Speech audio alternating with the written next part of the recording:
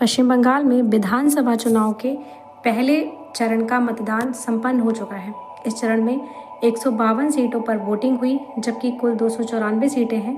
राजनीतिक तौर पर यह चरण बेहद महत्वपूर्ण माना जा रहा है, क्योंकि इन 152 सीटों से ही काफ़ी हद तक यह संकेत मिलने वाला था कि सत्ता किसके हाथ में जा सकती है। अगर पिछले यानी 2021 के चुनाव की बात करें तो इन 152 सीटों में से लगभग 59 सीटें बीजेपी को मिली थी, जबकि 93 सीटें ममता बनर्जी की पार्टी टीएमसी के खाते में गई थी। बीजेपी का सबसे मजबूत प्रदर्शन भी इसी क्षेत्र में देखने को मिला था, क्योंकि उसकी कुल 77 सीटों में से करीब 75% जीत इसी इलाके से आई थी। इस बार बीजेपी के सामने चुनौती थी कि वह इस आंकड़े को 100 के पार ले जाए। इस बार मतदान प्रतिशत 92.6% रहा, जो अपने आप में एक रिकॉर्ड जैसा है। इतनी बड़ी संख्या में लोगों का मतदान के लिए निकलना लोकतंत्र की मजबूती का संकेत माना जा रहा है। इस उच्च मतदान प्रतिशत की सराहना भारत के मुख्य न्यायाधीश जस्टिस सूर्यकांत ने भी की और इसे एक जागरूक नागरिकता का उदाहरण बताया।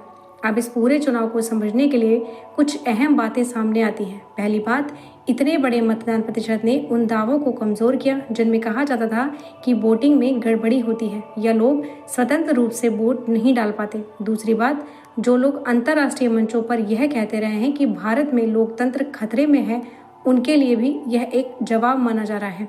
इस चुनाव की खासियत यह भी मानी जा रही है कि लोगों ने डर को पीछे छोड़कर वोट डाला। पहले अक्सर ऐसी शिकायतें होती थी कि या तो लोगों के नाम पर वोट पड़ जाते थे या दबाव में वोट डलवाए जाते थे, लेकिन इस बार बड़ी संख्या में मतदाता खुले तौर पर मतदान केंद्र तक पहुंचे और अपनी पसंद का वोट डाला। इस बदलाव में चुनाव आयोग और सुरक्षा बलों की बड़ी भूमिका रही। उन्होंने ऐसा माहौल बनाया जिससे लोगों को भरोसा हुआ कि वे बिना डर के मतदान कर सकते हैं। अगर इतिहास की तरफ देखें तो जब भी जनता भय मुक्त होकर मतदान करती है, तब सत्ता परिवर्तन देखने को मिलता है। 1977 का चुनाव इसका बड़ा उदाहरण है, जब आपातकाल के बाद जनता ने इंदिरा गांधी जैसी शक्तिशाली नेता को भी हरा दिया था। इसी संदर्भ में अब पश्चिम बंगाल की स्थिति को देखा जा रहा है। माना जा रहा है कि इस बार चुनाव सीधे जनता और टीएमसी के बीच हो गया। राजनीतिक संगठनों की ताकत या कमजोरी जैसी बातें पीछे छूटती नजर आ रही हैं, क्योंकि जनता खुद निर्णायक भूमिका में आ गई है। इस बार ममता बनर्जी नंदीग्राम की बजाय भवानीपुर से चुनाव लड़ रही हैं, जिसे उनका सुरक्षित क्षेत्र माना जाता है। लेकिन राजनीतिक विश्लेषकों का मानना है कि अगर माहौल इसी तरह रहा तो यहाँ भी अप्रत्याशित परिणाम देखने को मिल सकते हैं। चुनाव के दौरान एक और दिलचस्प पहलू सामने आया, जब राहुल गांधी ने सीधे ममता बनर्जी पर हमला बोला। इसे कई लोग इस संकेत के रूप में देख रहे हैं कि विपक्ष के अंदर भी यह धारणा बन रही है कि टीएमसी इस बार कमजोर पड़ सकती है।